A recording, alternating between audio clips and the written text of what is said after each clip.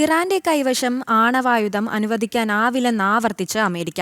ഇസ്രായേലിനും European യൂണിയനും അമേരിക്കയ്ക്കുമെതിരെ ആണവായുധം പ്രയോഗിക്കാൻ ഇറാൻ മടിക്കില്ല.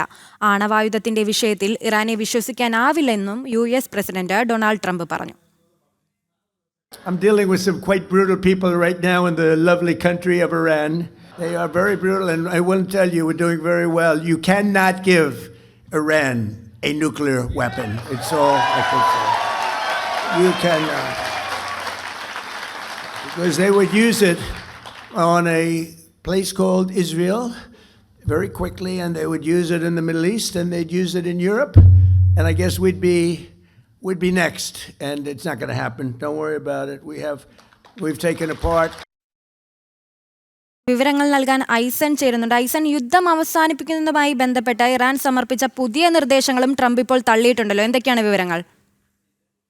കൃഷ്ണപ്രിയ, യുദ്ധം അവസാനിപ്പിക്കുന്നത് സംബന്ധിച്ച് പലതവണയായി ഇറാൻ ചില നിർദ്ദേശങ്ങൾ ട്രംപിന് നൽകുന്നുണ്ട്. ഇതിൽ ഏറ്റവും അവസാനം ഇന്നലെ നൽകിയ നിർദ്ദേശങ്ങളിൽ 14 നിർദ്ദേശങ്ങളാണ് നൽകിയത്. ആ നിർദ്ദേശത്തിലും ഏറ്റവും ഗൗരവമേറിയൊരു വിഷയം പരാമർശിക്കപ്പെട്ടിരുന്നത് ആണവ ചർച്ചകൾ സംബന്ധിച്ചുള്ള, ആണവ ആയുധം സംബന്ധിച്ചുള്ള ചർച്ചകളും ആണവ സംഭരണം സംബന്ധിച്ചുള്ള ചർച്ചകളും നീട്ടിവെക്കണം, ഹോർമൂസ് തുറക്കാൻ അനുവദിക്കണം. അതായത് അമേരിക്ക ഇറാന്റെ പോർട്ടുകളിൽ നടത്തുന്ന ഹോർമൂസ് ഉപരോധം പൂർണ്ണമായും ഒഴിവാക്കണമെന്ന നിലപാടൊക്കെയാണ് ആ പ്രപ്പോസലിലുള്ളത്. അതുകൊണ്ട് തന്നെ അത് അംഗീകരിക്കാനാവില്ലെന്ന് ട്രംപ് ഇന്നലെ തന്നെ അറിയിക്കുകയും ചെയ്തിരുന്നു.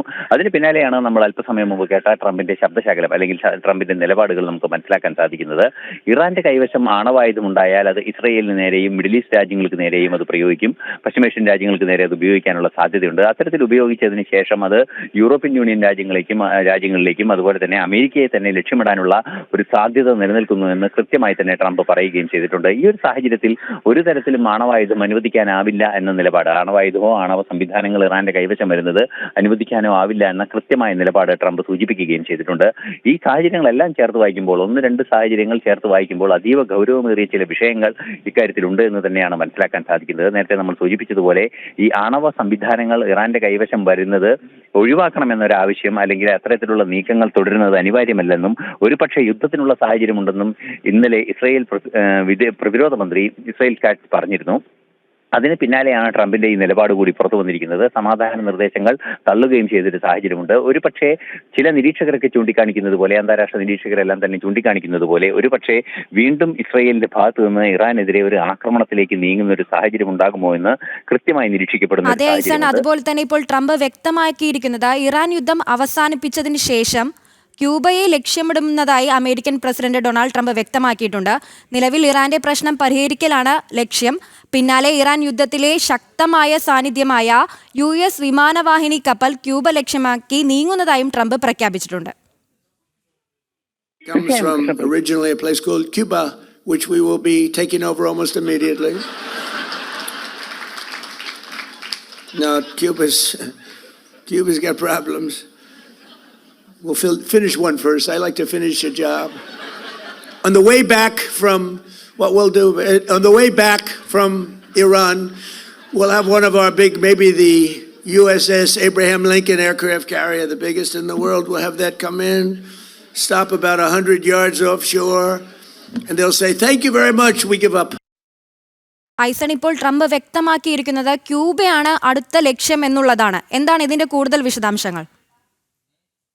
തീർച്ചയായും കൃഷ്ണപ്രിയ, ക്യൂബയാണ് അടുത്ത ലക്ഷ്യമെന്ന് വളരെ കൃത്യമായി തന്നെ ട്രംപ് വ്യക്തമാക്കിയ വാക്കുകളാണ് ഇപ്പോൾ നമ്മൾ കേട്ടത്. നമുക്കറിയാവുന്നതാണ്, ഇപ്പോൾ തനിക്കൊരു ലക്ഷ്യമുണ്ട്, ഇപ്പോൾ ഒരു പദ്ധതിയിലാണ്, ഒരു നീക്കത്തിൽ നടന്നുകൊണ്ടിരിക്കുകയാണ്. ആ നീക്കം അവസാനിപ്പിക്കുന്നതോടുകൂടി നമുക്കറിയാവുന്നതാണ് ഏറ്റവും നിർണായകമായ ഇടപെടൽ നടത്തുന്ന, പ്രത്യേകിച്ച് മെഡിറ്ററേനിയനിലൊക്കെ അതിശക്തമായ ഇടപെടൽ നടത്തുന്ന US-ന്റെ വിമാനവാഹിനി കപ്പലായ അബ്രഹാം ലിങ്കൺ ക്യൂബൻ തീരത്തേക്ക് നീങ്ങുമെന്നും ക്യൂബയുടെ തീരത്തിൽ നിന്ന് ചേർന്ന് 100 മീറ്റർ അകലെ ഈ കപ്പൽ എത്തുകയും 100 വാര അകലെ എത്തുകയും ചെയ്യും. തുടർന്ന് ഉടൻ തന്നെ ക്യൂബ ആയുധം വെച്ച് കീഴടങ്ങുമെന്ന് സൂചിപ്പിക്കുന്ന, അല്ലെങ്കിൽ ഞങ്ങളെല്ലാം എല്ലാം ഒഴിവാക്കി എല്ലാം അവസാനിപ്പിക്കുന്നു എന്ന് പറഞ്ഞ് സ്വയം പിന്മാറുമെന്ന നിലപാടാണ് ഇപ്പോൾ ട്രംപ് അറിയിച്ചിരിക്കുന്നത്. ക്യൂബ തന്നെയാണ് അടുത്ത ലക്ഷ്യമെന്ന് വളരെ കൃത്യമായി തന്നെ ട്രംപ് പറയുകയും ചെയ്യുന്നുണ്ട്. നമുക്ക് മനസ്സിലാക്കാൻ സാധിക്കുന്നത് അത്തരമൊരു നീക്കം ട്രംപിന്റെ ഭാഗത്തു നിന്നുണ്ടാകുമെന്നും ഏറ്റവും അടുത്ത് കിടക്കുന്ന, അമേരിക്കയുമായി ഏറ്റവും അടുത്ത് കിടക്കുന്ന, അമേരിക്കയെ വല്ലാതെ വെല്ലുവിളിക്കുന്ന ഒരു രാജ്യം കൂടിയായ ക്യൂബയ്ക്കെതിരെ ശക്തമായ നടപടിയിലേക്ക് നീങ്ങുമെന്നൊരു മുന്നറിയിപ്പ് തന്നെയാണ് ഇപ്പോൾ നൽകിയിരിക്കുന്നത് എന്നതും ഒരു യാഥാർത്ഥ്യം തന്നെയാണ്.